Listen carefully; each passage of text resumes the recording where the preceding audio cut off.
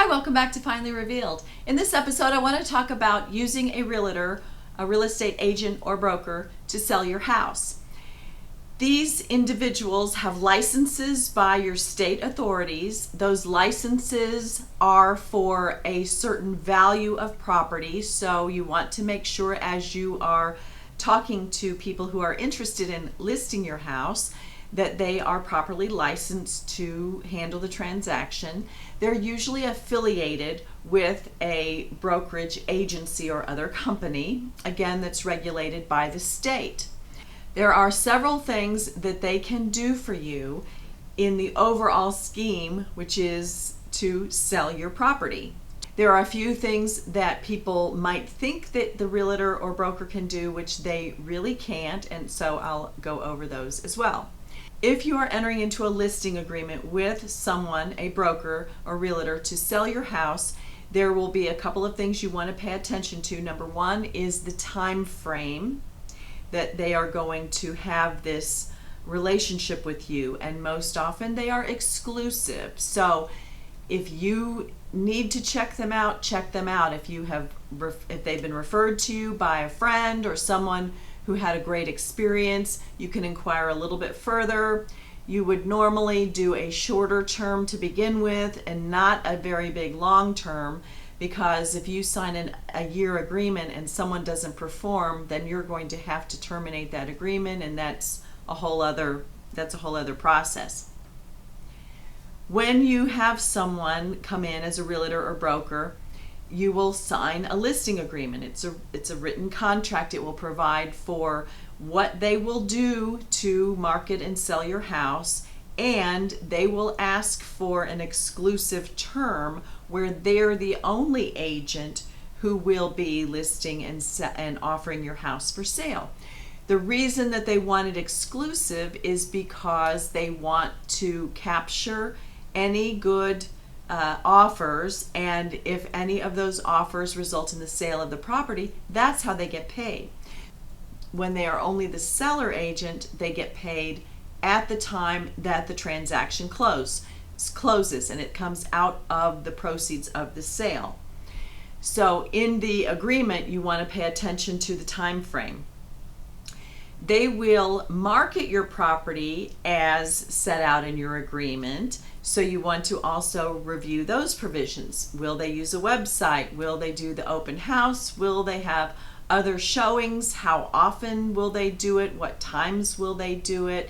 What other types of access can they provide to other brokers, such as the lockbox or some other keyless entry to get into your house?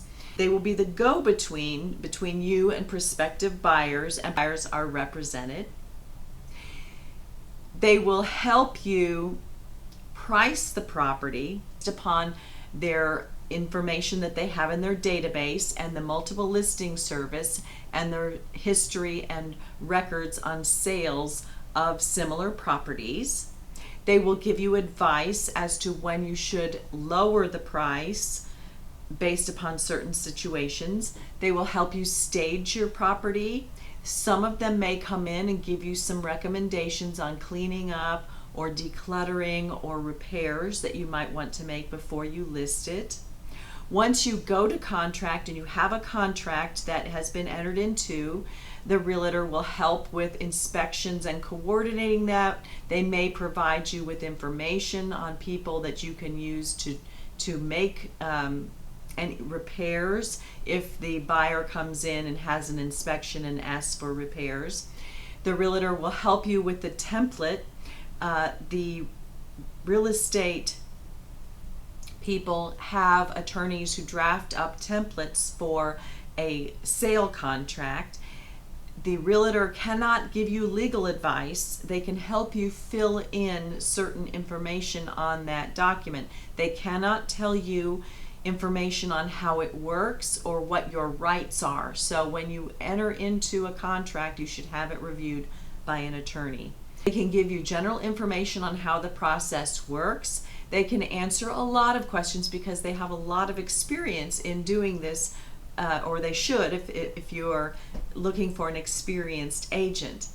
Besides not being your attorney, they are not obligated to you after the closing. Once they are paid their commission, they're finished. Or if they are under contract with you and there is no sale that results from their efforts to you, you owe them nothing and they owe you nothing. Some of those contracts may have a provision for you to owe them a commission if you end up selling to one of the people that they bring into you. So you need to pay attention to those things. And then one thing people don't think about, while the agent is getting paid out of the sale price or the sale proceeds from the sale of your house, they are not obligated to keep your information secret. So be careful what you tell them. Be truthful on your disclosures, on the condition of the property and your situation and things like that. But you do not owe them any inside information on what your plans are, and anything you tell them about your personal business, they can communicate that to the other agents and to prospective buyers. So you might want to guard your communication, or at least consider what you're putting out there.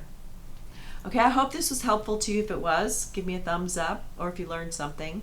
If you have any additional comments on this subject, leave them below. Share this with someone who may be about ready to interview brokers or realtors. It might be helpful to them. And subscribe to see the other videos. I'll see you again next time. Thanks for watching.